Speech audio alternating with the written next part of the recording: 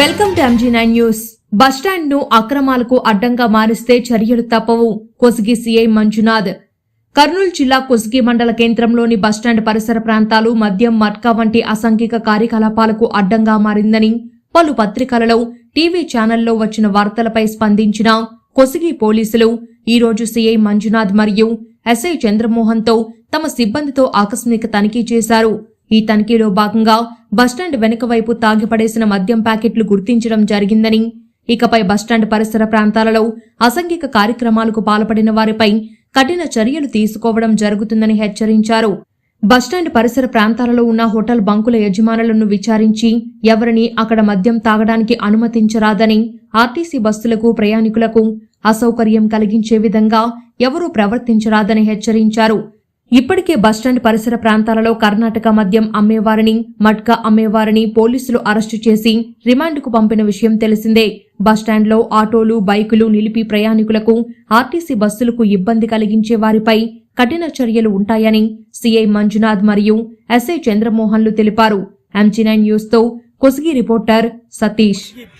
బస్టాండ్లో మా ఎస్ఐ గారు సిబ్బంది అంతా కూడా వచ్చి మన బస్టాండ్ పరిసర ప్రాంతాల్లోనూ, బస్టాండ్ బ్యాక్ సైడ్ ఈ చుట్టుపక్కల ఉన్నటువంటి షాపులన్నిటి కూడా మనం చెక్ చేయడం జరిగింది.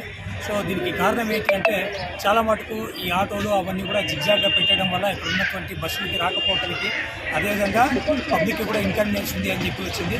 దాంతోపాటుగా మాకున్నటువంటి సమాచారం ఏమంటే కొంతమంది ఎవరైతే ఈ వన్ షాప్ దగ్గర నుంచి ఈ లిక్కర్ తీసుకొని వచ్చిన తర్వాత ఈ బస్టాండ్ పరిసర ప్రాంతాల్లో కొంతమంది అక్కడ తాగుతున్నారని కూడా మాకు సమాచారం రావడం వల్ల, సో ఆ విధంగా వాళ్ళు పబ్లిక్గా బయట తాగడం వల్ల వచ్చేటువంటి ప్రయాణికులకి అట్లాంటి వాళ్ళకందరికీ కూడా ఇబ్బంది కలుగుతుంది, ఇన్కన్వీనియన్స్ జరుగుతుందనే ఉద్దేశంతో మేము రావడం, చుట్టుపక్కల వాళ్ళందరూ కూడా చెక్ చేయడం జరిగింది.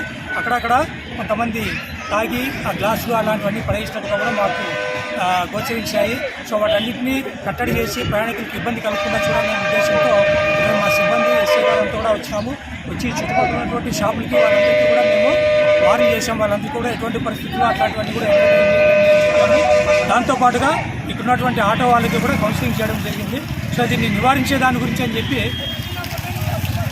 మేము దీన్ని నివారించడానికని చెప్పేసి రెగ్యులర్గా మా కానిస్టేబుల్ ఇక్కడ ఒక బీట్ లాగా కూడా మేము పంపిస్తున్నాము.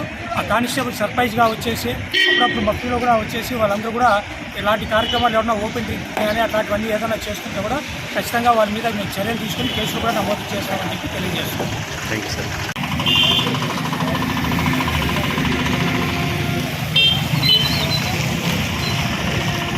అర్జున్ వస్తున్నాం. అర్జున్